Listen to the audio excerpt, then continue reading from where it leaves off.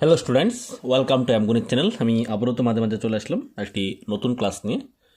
আজকে আমরা দশম শ্রেণীর অর্থাৎ ক্লাস 10-এর আমাদের যে হাফ ইয়ারলি এক্সাম যে কোশ্চেন হয়েছিল 2024-25 সালে যে হাফ ইয়ারলি এক্সামের কোশ্চেনটি হয়েছিল সেই কোশ্চেনগুলির মধ্যে ম্যাথামেটিক্স সাবজেক্টের কোশ্চেনটা নিয়ে আজকে আমরা সলিউশন করব। আমরা ম্যাথামেটিক্সের যে হাফ ইয়ারলি যে সমস্ত কোশ্চেনগুলি এসে সম্পূর্ণ কোশ্চেনটি আমরা সলিউশন করার চেষ্টা করব। তো আজকে আমরা একটা ক্লাসের মধ্যে সম্পূর্ণটা সম্ভব নাও হতে পারে। আমরা যতটুকু সম্ভব আজকে চেষ্টা করব সমাধান করিয়ে দেওয়ার জন্য। হাফ ইয়ারলি এক্সামের কোশ্চেনটা সলিউশন করার উদ্দেশ্য হলো আমাদের, কারণ আমাদের এই হাফ ইয়ারলি এক্সাম থেকে যে কোশ্চেনটি হয়েছিল সেই কোশ্চেনটি থেকে আমাদের কিন্তু অনেক কোশ্চেন কমন আসতে পারে বা এরকম টাইপের অঙ্ক আসতে পারে আমাদের প্রি বোর্ড এবং মাধ্যমিক 2025-এ। তাই আমরা এই কোশ্চেনটা তোমরা হয়তোবা অনেকের এই কোশ্চেনগুলির মধ্যে কিছু সমস্যা থাকলেও থাকতে পারে। তাই সমস্যাগুলি দূর করার জন্য আমি আজকে এই কোশ্চেনটা আমি সলিউশন করে দেব। তোমাদের যদি কোনোখানে বুঝতে অসুবিধা তাহলে কমেন্টে জানাবে কোনখানে তোমাদের বুঝতে সমস্যা হচ্ছে। পাশাপাশি আমাদের অ্যামগণিত চ্যানেলের ভিডিওগুলি তোমাদের কেমন লাগে তা অবশ্যই কমেন্টে জানাবে। ভালো লাগলে বেশি বেশি করে লাইক এবং শেয়ার করে দেবে।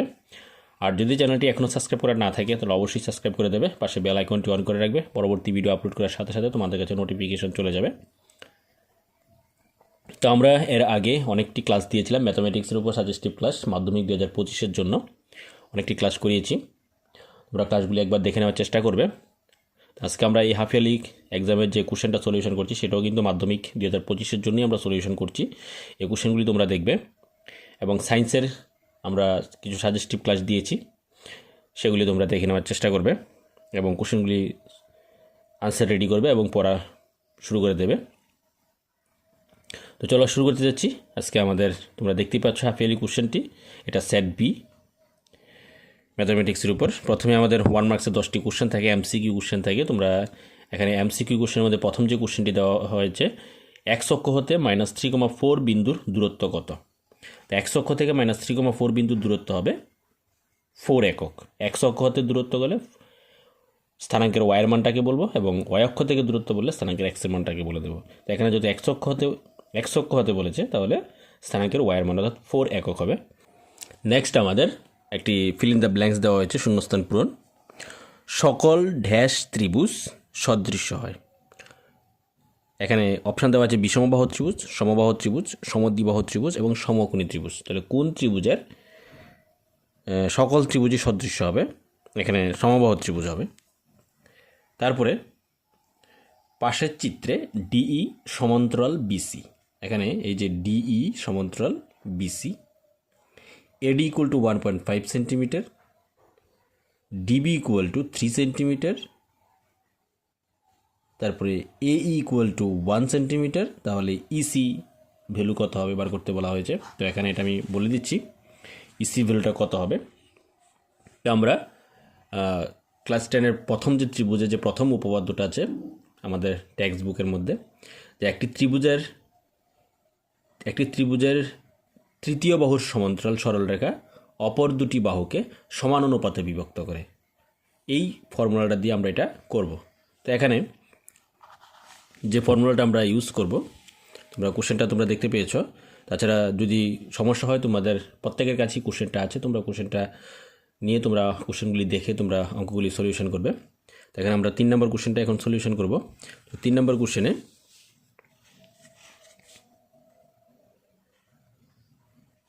এখানে প্রথমে 3 নম্বর কোশ্চেনটা তোমরা দেখতে পাচ্ছ। আমাদের প্রথমে হবে এডি বাই ডিবি।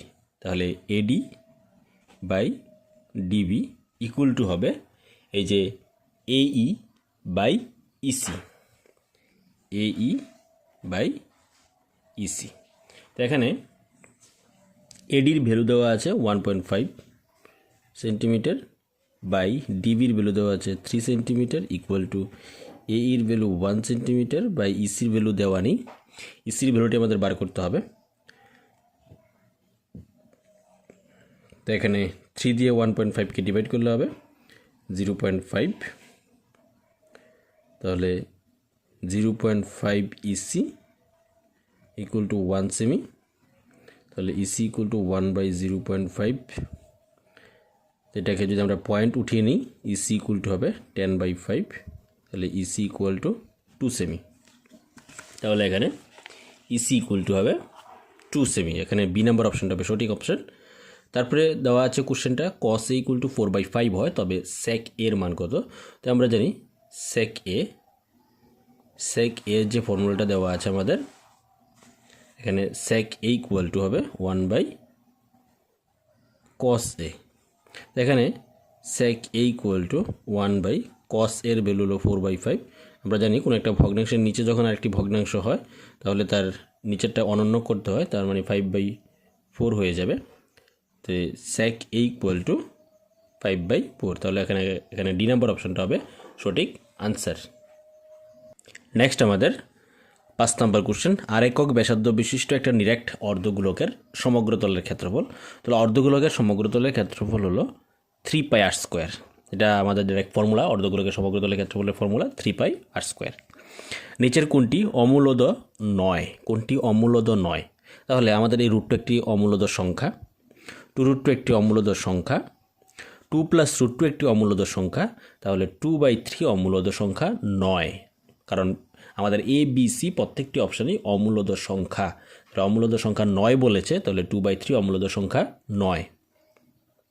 তারপরে দেওয়া আছে প্রদত্ত লেখচিত্র হইতে বহুপদী রাশিমালা y = px এর শূন্য সংখ্যা হলো, এখানে চিত্র দেওয়া আছে যেহেতু y = px মানে x দিয়ে বহুপদী রাশিটা দেওয়া আছে, তাহলে x অক্ষকে কয়টা বিন্দুতে, এই যে আমাদের রাশিটা আছে এই রাশিটা x অক্ষকে কয়টি বিন্দুতে ছেদ করেছে? x অক্ষকে এখানে 1টি 2টি 3টি 4টি বিন্দুতে ছেদ করেছে, তাহলে এখানে এর শূন্য সংখ্যা হবে 4।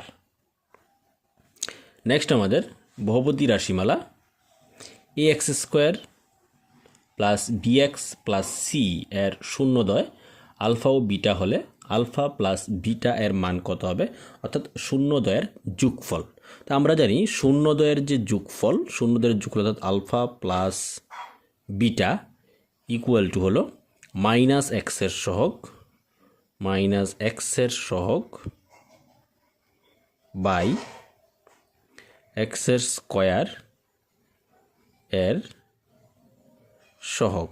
তো এখানে x এর সহগ হলো এখানে b, তাহলে -b হবে, -b বাই x স্কয়ারের সহগ, x স্কয়ারের সহগ হলো c, সরি x স্কয়ারের সহগ হলো a, তাহলে আনসার হয়ে গেল -b/a। এই যে -b/a, c নাম্বারটা হবে সঠিক আনসার। নেক্সট আমাদের রৈখিক সমীকরণ যুগল a1x + b1y + c1 = 0 এবং a2x + b2y + c2 = 0 এর একটিমাত্র অনন্য সমাধান থাকবে যদি কি হলে, এখানে 4টা শর্ত দেওয়া আছে, এই শর্তগুলির মধ্যে কোন শর্তটা হলে একটিমাত্র সমাধান থাকবে। তো আমরা এর আগে ক্লাসগুলি ম্যাথের ক্লাসগুলি করেছিলাম, তোমরা সাজেশন ক্লাসের মধ্যে একঘাত সমীকরণের সমাধানের মধ্যে আমরা 2টি ক্লাস করেছিলাম। এই 2টি ক্লাসের মধ্যে লাস্ট যে ক্লাসটি করেছিলাম পার্ট 2 এর মধ্যে তোমরা এই কন্ডিশনটা পেয়ে যাবে যে একটিমাত্র সমাধান থাকতে গেলে a1/a2 not equal to b1/b2, এই কন্ডিশনটা হয়। নেক্সট আমাদের 9 নম্বর কোশ্চেন, 10 নম্বর রৈখিক সমীকরণ যুগল 3x - y = 5 এবং x + 2y = 4 এর সমাধান হলো x = 2। তার মানে এই দুইটি সমীকরণের একটি সমাধান x = 2।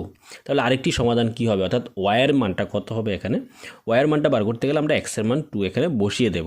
তো x এর মান যদি আমরা এখানে 2 বসিয়ে দিই, এটাতে বসাতে পারি, আমরা এটাতেও বসাতে পারি, যার যেটা সুবিধা হবে। আমরা প্রথমটাতে বসিয়ে দিলাম, বসিয়ে দিলে 3 × x এর জায়গাতে 2 হবে, -y = 5, তাহলে 6 - y = 5, তাহলে -y = হবে 5 - 6, তাহলে -y = হবে -1, y = -1 তাহলে y = চলে আসলো 1, যেটা আমাদের বি নাম্বারটা হবে সঠিক আনসার। নেক্সট আমাদের প্রথম মাল্টিপল চয়েস কোশ্চেনগুলি আমরা সলভ করে নিলাম।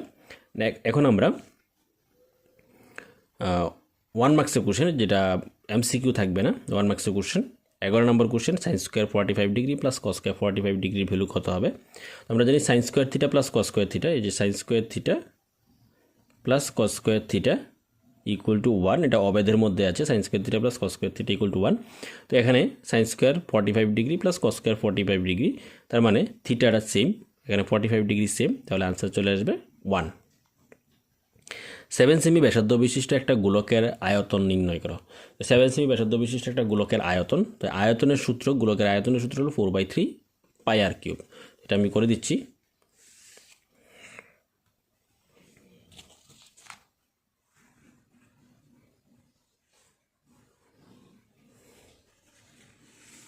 এখানে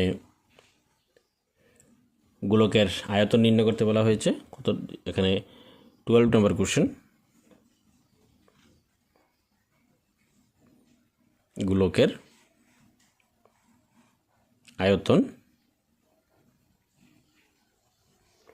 গোলকের আয়তন হলো 4/3 পাই আর কিউব, তাহলে 4/3 পাই আর কিউব, এখানে আর হলো 7 সেমি ব্যাসার্ধ, অর্থাৎ আর হলো 7 কিউব, এখানে 4/3 পাইয়ের ভ্যালু হলো 22/7 ইন্টু 7 কিউব, মানে হলো 7 তিনটি আছে, 7 ইন্টু 7 ইন্টু 7, তাহলে একটি 7 ডিভাইড করে দিলাম। নেক্সট থাকলো 4 ইন্টু 2 ইন্টু 7 ইন্টু 7 হলে 49 হয়ে যাবে, বাই হয়ে যাবে 3। তো এখানে আমরা যদি এটা ইন্টু করে দিই তাহলে আনসার চলে আসবে 4312/3 আমাদের আনসার। তো এখন যদি এটাকে আমরা 3 দিয়ে ডিভাইড করে দিই, 3 দিয়ে ডিভাইড করলে হবে আনসার 1437.33, এতটুকু রাখলে চলে হবে। নেক্সট আমাদের 13 নম্বর কোশ্চেন। এইচ একক উচ্চতা বিশিষ্ট একটা লম্ববৃত্তাকার চোঙের ভূমির ব্যাসার্ধ আর একক হলে ইহার আয়তন কত? তো যেহেতু উচ্চতা এইচ এবং ব্যাসার্ধ আর, তাহলে শঙ্কুর আয়তন হবে পাই আর স্কোয়ার এইচ, পাই আর স্কোয়ার এইচ হবে শঙ্কুর আয়তন, সাথে হবে ঘন একক। তারপরে প্রদত্ত সংখ্যা তথ্যগুলির সংখ্যাগুরু মান নির্ণয় করা। তো এখানে সংখ্যাগুরু মান হলো আমাদের সংখ্যার দিক থেকে সবচেয়ে বেশি সংখ্যক বার যেটা আছে, সংখ্যার দিক থেকে সবচেয়ে বেশি সংখ্যক বার যেটা আছে এটাই হবে আমাদের সংখ্যাগুরু। তো এখানে সংখ্যাগুরু আমরা দেখতে পাচ্ছি, এখানে 2, 1, 2, 3, 4 বার আছে। তো 2 যেহেতু 4 বার সবচেয়ে বেশি সংখ্যক বার আছে, তাহলে সংখ্যাগুরু মান হবে 2। তারপরে আমাদের 15 নম্বর কোশ্চেন। কেন্দ্রীয় প্রবণতার গড় মান, মধ্যমা এবং সংখ্যাগুরু মানের মধ্যে সম্পর্কটি সম্পূর্ণ করো। এখানে কোন সম্পর্ক, মানে সম্পর্কটা কোনটা সঠিক হবে? এখানে 3 ইন্টু মধ্যমা দেওয়া আছে, গ্যাপ দেওয়া আছে, প্লাস 2 ইন্টু গ্যাপ দেওয়া আছে। এই গ্যাপের জায়গাতে কি হবে, এখানে কি সংখ্যাগুরু কোনটা, কোন জায়গাতে সংখ্যাগুরু হবে এবং কোন জায়গাতে গড় মান হবে সেটা আমাদের লিখতে হবে। এখানে আনসারগুলি হবে 3 ইন্টু মধ্যমা সমান সমান সংখ্যাগুরু মান প্লাস 2 ইন্টু গড় মান। তোমরা খাতাতে আনসারগুলি রেডি করে নেবে, আমি বলে দিচ্ছি। তারপরে 16 নাম্বার। একটি বহুপদী রাশিমালা 3x² - kx - 6 এর একটি শূন্য 2 হলে k এর মান নির্ণয় করো। তো একটি শূন্য যেহেতু এখানে 2 দেওয়া আছে, তার মানে আমার এখানে x এর মান দেওয়া আছে, x এর মান বসিয়ে দিলে আনসার 0 চলে আসবে। তাহলে এখান থেকে k এর মান নির্ণয় করতে হবে। তো এখানে k এর মান হবে, আমরা এটা করে সলভ করে দিচ্ছি। এখানে 16 নাম্বার কোশ্চেন। এখানে বহুপদী রাশিমালাটা আছে 3x² - kx - 6 এর একটি শূন্য 2। সুতরাং এক্সের জায়গাতে আমরা 2 বসিয়ে দেব, 2² - k × 2 - 6 বসিয়ে দিলে আনসার চলে আসবে 0। তাহলে এখানে 2² করলে 4 আসবে, 3 × 4 12 - 2k - 6 = 0। 12 - 6 হবে +6 - 2k + 6 = 0 - 2k = -6। তাহলে k চলে আসবে -6/-2, k চলে আসবে 3। তাহলে এখানে আনসার চলে আসলো 3। নেক্সট আমাদের 17 নাম্বার কোশ্চেন, রৈখিক সমীকরণ যুগল x + y = 5 এবং 2x + 2y = 10 সঙ্গত অথবা অসঙ্গত কিনা নির্ণয় করো। তো সঙ্গত অসঙ্গত নির্ণয় করতে গেলে আমাদের a1/a2 b1/b2 c1/c2 মানটি বার করতে হবে। তো এখানে দুটি সমীকরণ দেওয়া আছে। 17 number, x + y = 5 and 2x + 2y = 10। এখানে a1 = 1, b1 = 1, c1 = 5, a2 = 2, b2 = 2, c2 = 10। তাহলে a1/a2 হবে 1/2, b1/b2 হবে 1/2, c1/c2 হবে 5/10। 5/10 থেকে আনসার চলে আসবে 1/2। তো এখানে সবগুলির আনসারই 1/2 এসেছে, অর্থাৎ সবগুলি সমান ভ্যালু। তাহলে এটি সঙ্গত হবে নাকি অসঙ্গত হবে এটা আমাদের নির্ণয় করতে হবে। তাহলে যেহেতু a1/a2 = b1/b2 = c1/c2, সুতরাং সমীকরণ দুটি সঙ্গত হবে। সুতরাং সমীকরণ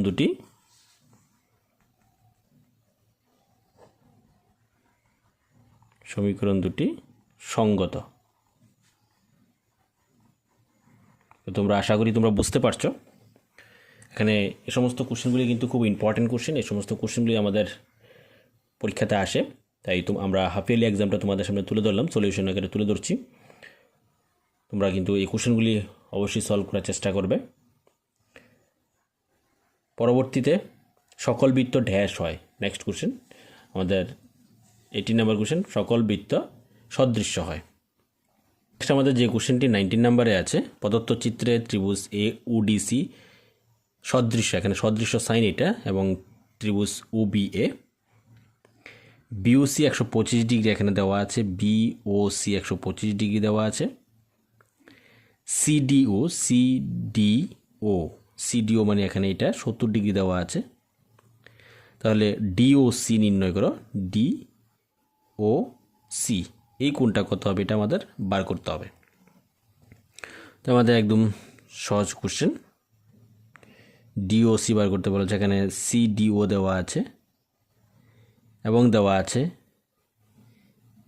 BOC দেওয়া আছে। তাহলে 180 ডিগ্রি থেকে 125 ডিগ্রি মাইনাস হয়ে, কারণ এটা একটা সরল রেখা, আমাদের এই কোণটার মান প্রয়োজন পড়ে না, যেহেতু এটা একটি সরল রেখা। তাহলে 180 ডিগ্রি থেকে যদি আমরা 125 ডিগ্রি মাইনাস করে দিই, তাহলে এখানে আমাদের এই কোণের মানটা চলে আসবে। তাহলে 180 ডিগ্রি থেকে 125 ডিগ্রি যদি আমাদের মাইনাস করে দিই, তাহলে আনসার চলে আসবে 55 ডিগ্রি। তাহলে এটা এখানে ডিওসির মান হয়ে যাবে 55 ডিগ্রি। তারপরে 2 sin 2 θ = √3 হয়, তবে থিটার মান নির্ণয় করো। এটা আমি করে দিচ্ছি। 20 নাম্বার কোশ্চেন,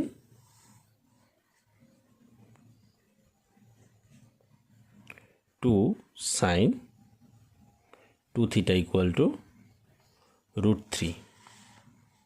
তাহলে sin 2 θ = √3/2, ওই দিকে গেলে ডিভাইড হয়ে যাবে, √3/2। তাহলে sin 2 θ = sin √3/2, √3/2 কত ডিগ্রি ভ্যালু হবে? sin 60 ডিগ্রি ভ্যালু হবে।